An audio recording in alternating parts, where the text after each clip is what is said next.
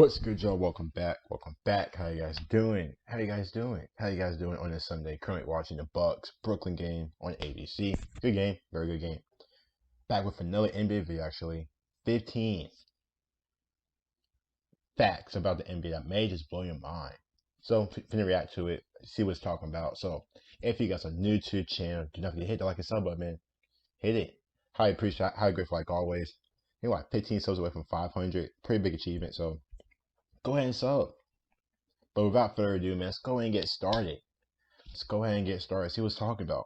In basketball, over any other skill set in the game, getting a bucket will always reign supreme. Now, we all know who the all-time leader in points is, Kareem. But more importantly, and never really discussed, is points generated. An overall total of the number of points a player has created through both scoring and assists. The leaderboard for a statistic like this will only feature the most productive and impactful players to ever play the game.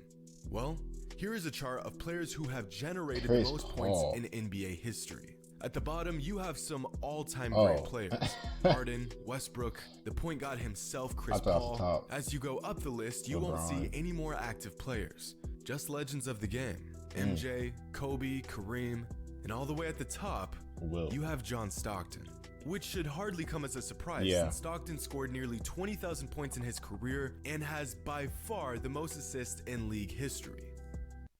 Wait, we're missing just one player.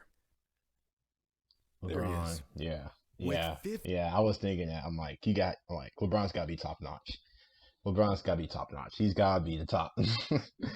He's got to be top notch. 6,682 points generated so far in his career. LeBron James already has by far the most points generated of any player in NBA history. Even crazier, he's still got plenty of basketball ahead of him. Facts. Today, I've got some NBA facts that may just blow your mind. We've done quite a few of these in the past, maybe 4 or 5. I don't really know. I've done a lot of these videos and I'm losing track at this point. But with that subpar intro out of the way, let's get into this. This past week, the Oklahoma City Thunder had a starting five with an average age of just 20 years and 219 days old. The very next day, the Oklahoma Sooners, a college team in the same state as the Thunder, had a starting five of 21 years and 330. So Umoja Gibson is 22, Austin Reeves is 22, Brady Manick is 22. Golly, that's a whole college team is older than the OKC's team. That's crazy.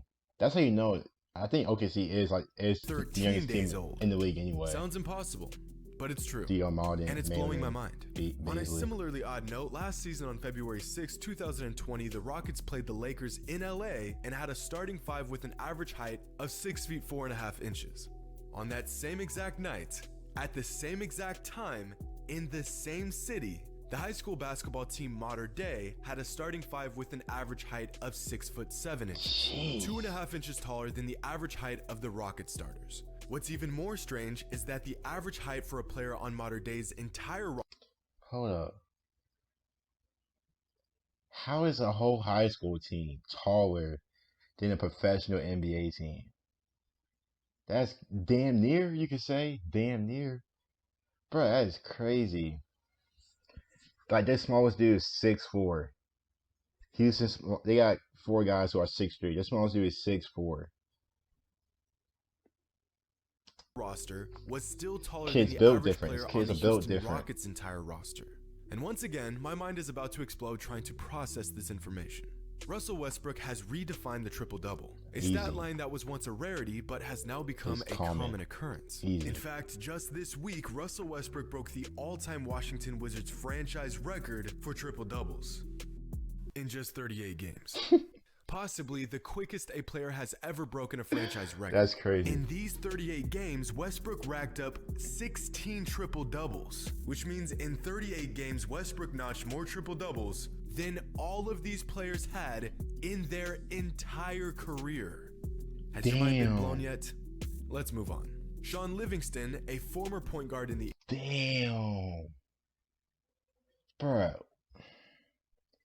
Bro, ever since Durant left, man, Westbrook has just been on this triple-double tear, man.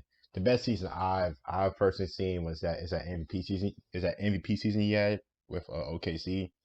Oh my gosh. Oh my gosh. That season, including that game winner he had against Denver, I think like 50. NBA, That for three from like those the half court unfamiliar, line. played in 959 games and took 5,072 shots in his 14 seasons in the NBA, and only made 15 three-pointers in his entire career. Jeez. That wasn't his 15. game though. In fact, Livingston was a longtime teammate of Stephen Curry, who in 2017 hit a combined 23-pointers in back-to-back games, which means that Sean Livingston made less threes in his entire 14-year career than Steph made But that's in a Steph 40-minute Curry, span.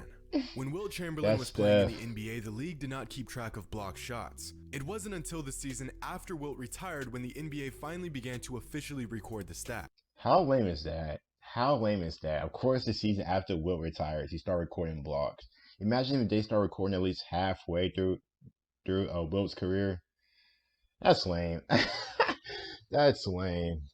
But I'll through be some mad. extensive research a few years ago, Reddit users were able to collect data from 112 games where Wilt's block shots were recorded. Now, these games only represent about 9% of his career. But with this sample size of games, it was discovered that Wilt averaged about 8.8 blocks per game for his entire career. Just about 9 and blocks, since you Wilt round Chamberlain it. played 9 blocks a 1,205 game. games throughout his career, That's we crazy. can make a rough estimate of just how many shots Wilt blocked. A total so staggering that no player since Wilt has even come remotely close. In fact, with a rough estimate of 10,600 career block What shots, Wilt has nearly 3 times as many block shots as the next What highest the player, hell? Hakeem. And your list of unbelievable Wilt Chamberlain records just got longer. Oddly enough, Wilt's possibly the different. most Wilt's impressive different. defensive player in league history was Wilt's longtime rival, Bill Russell. But when you think of the best defensive player to ever lace up, most think of Scottie Pippen, Kawhi, maybe Ben Wallace, or Hakeem. But the answer to this question is not nearly as subjective as you may think. The answer is Bill Russell, and it's not even close. In fact, Russell has the NBA record for most defensive win shares in a season. Oh, and he also has the second most defensive win shares in a single season, and the third, and fourth, and fifth, sixth, 9th, 11th, and 13th. Jesus. Russell is known for his rings, but his individual greatness has been underappreciated over the years. For perspective, in Wilt Chamberlain's illustrious career, he was the best scorer for 7 seasons. In Bill Russell's career, he was the best defensive player in the league for 11 seasons. That's crazy. In other words, Bill Russell was better at defense than Wilt Chamberlain was at scoring. That's crazy. But I only know Bill Russell for like his defense Just anyway. let that sink in. I don't really Every know Bill NBA Russell for fan like his knows offense. the long and successful history That's of crazy both the though, Los man. Angeles Lakers and the Boston Celtics. These two organizations winning nearly half of all NBA championships since the NBA was created. But what most people don't know is that only 2 of the 17 top final scorers of all time did not play for the Lakers or Celtics. You may have heard of these 2 players. Jordan. Michael Jordan Yeah, and Stephen yeah. Curry. At this point, I most figured fans that. know Steve Kerr I as the figured coach of the Jordan. Golden State Warriors. Other fans may know him as the sharpshooter from the Bulls' 3 championships in the 90s. But not many people know that Steve went to 5 finals and won all 5. 5 for 5 on the biggest stage. Yeah, In the those 5 Bulls finals and the appearances, Spurs. Kerr only scored 96 points. That's a ring for every 19 points scored in the finals. For comparison, Michael Jordan won a ring for every 196 points he scored in the finals. Kobe won a ring for every 187 points he scored in the finals. And LeBron has won a ring for every 390 points he scored in the finals. Steve Jeez, Kerr, LeBron. GOAT status confirmed. Chill. Lately, the NBA has seen some all-time Chill. great games. And oftentimes, these games occur on the same night, making for all-time historical days of NBA action. But quite possibly the most incredible regular season night in NBA history occurred on December 8th, 1961, That's when a gold. 27-year-old Elgin Baylor put up an almost incomprehensible stat line against the Philadelphia Warriors. 63 points, 31 rebounds, and 7 assists. To this day, one of the greatest performances in NBA history. And the Lakers needed every ounce of production they got out of Baylor that night to narrowly edge out the Warriors. won. Because Wilt Chamberlain dropped 78 and 43 on the same exact night. Imagine just dropping 60 on your team. Next thing you know, you find out the opposing player has 78 points and 43 rebounds. So you think you busting ass, but nah. somebody is basically has 78 points and 43 rebounds. One man has 78 points. That's tough.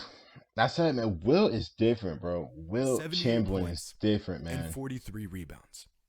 In a single game, these two legends combined for 141 points and 74 rebounds. That's crazy. And if there's anything I'm absolutely certain of, it's that there will never be another NBA game quite like this one. Now, some NBA fans may know of a stat called MVP shares, which is basically a number that represents how many MVP votes a player received over his career in relation to winning the award each season. For example, if a player didn't receive any MVP votes in a season, he would get 0 MVP shares that season. If a player wins the award and receives 80% of the first place votes, he would get 0.8 MVP shares. Now, this stat is interesting because, as I just laid out, you don't even need a full MVP share to actually win the MVP. For example, Derrick Rose has 0.98 MVP shares, but has an MVP award in his trophy case. On the other end of the spectrum, you have guys who have piled up multiple top 5 MVP finishes but have never won the award. Like Chris Paul, who has 1.66 MVP shares but has no MVP to show for it. Shaq and... That's crazy. I'm sorry, I do keep on pausing, but that's crazy that Chris Paul has never won an MVP. I mean, the impact he has on teams. You can go back to his time, the Clippers, when he was with OKC last year. That team he was on with Houston, who should be the Warriors if Chris Paul wasn't hurt. And even this year, the impact he's had with Phoenix, with Devin Booker and Ayton and Mikal Bridges.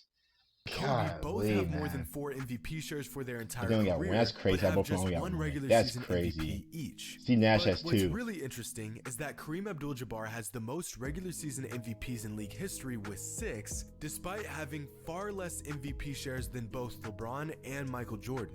Basically, every time Kareem could have won the award, he did.